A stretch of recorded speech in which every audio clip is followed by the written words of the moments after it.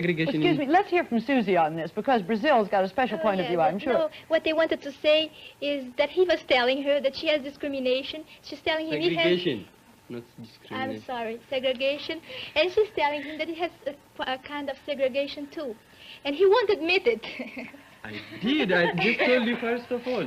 How did you happen to know it? You consider I your told you segregation different. Yeah. Yes, because you're all different. Well, what's it like in Brazil, Susie? Well, my country has a very good point, a point of advantage in that, because we have no segregation at all. And we could be in the same position as the United States, because we had slaves just the same as they did, just about the same time as they did. Only our country was a colony of Portugal, the United States was a colony of England. The Englands are Anglo-Saxons, the Portuguese are Latins. And the Latin race, how do you say, mingles very easily. So there were marriages between black and white. They formed mulattoes, which are not black and are not white. They mingled and mingled and mingled.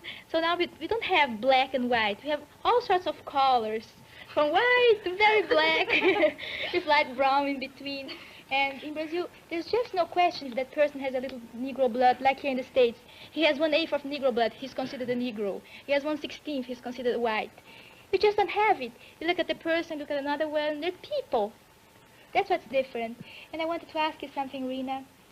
You say there's a great segregation in your country. That's right. And in your country, do you have prejudices against the black people? Well, I wouldn't actually say prejudices. Perhaps I should just explain this to you. Everybody seems to have heard of apartheid during the last few months, years. And I think it's perhaps misinterpreted in most instances. I'll tell you what apartheid actually means. It means the development of two separate racial groups within their own areas. And Susie, you just now, you said that there is no discrimination whatsoever in Brazil. Could you just tell me more or less, are there more whites or more blacks in Brazil? There are more whites. There are more whites? Yes, there are more whites. But you can say white and black. White and not white. Oh, yes. Because the blacks aren't just black, they're all colors, as I told you. Because the whites marry very easily with the black and with the Indians. In Brazil, that happens very much.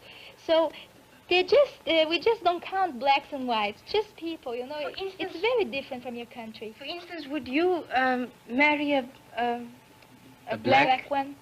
I think that I personally wouldn't marry a black one because my parents wouldn't approve of it.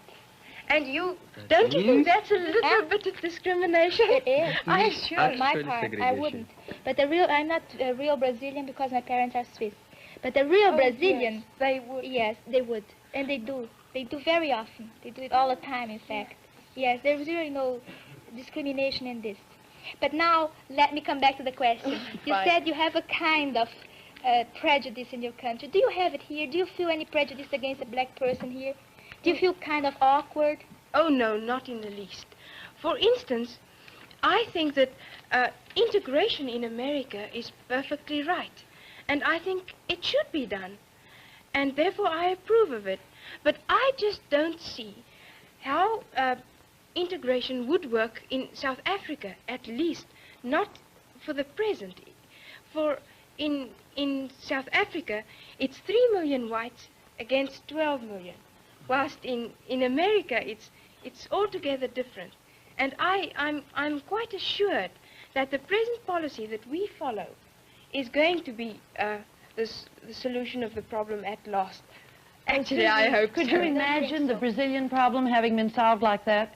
No, it won't ever work.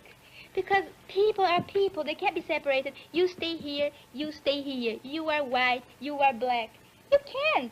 Are you God to judge what they have to do, where they have to stay? You have to go in those schools, they have to go in those schools. You marry with this one, she marries that one. No. No, it's not a question of who is God and who's going to judge. But it's a civilization against a civilization. After all, it is the white South Africans that have built up South Africa to where it is now. With the help of whom?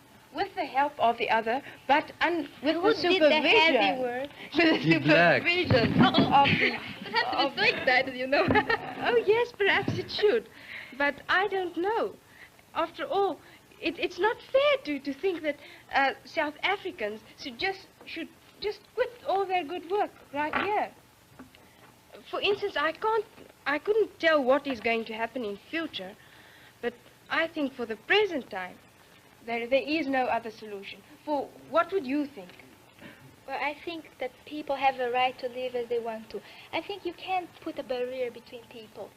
Let them go and do as they wish to. If they want to go to your schools, let them. If they don't want to, okay. I'm sorry, our time's up, and you're just beginning to get into the interesting part of the discussion. It's a good note to end on that you gave us, Susie. People are people. In a brief summary, I think I've learned a couple of things tonight. I've learned a little bit more about Ethiopians' racial background. I've learned something about schools in Europe these days, and the fact that they don't teach current history. We may do a little more talking about schools.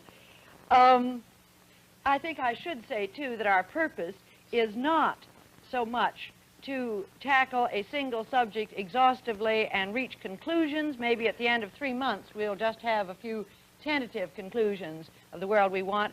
Our purpose is rather to give you some of the fun and maybe a little of the excitement that comes when this group of young people from all over the world get together and try to get to know each other. Our time's up, and so we have to say goodbye until this same time.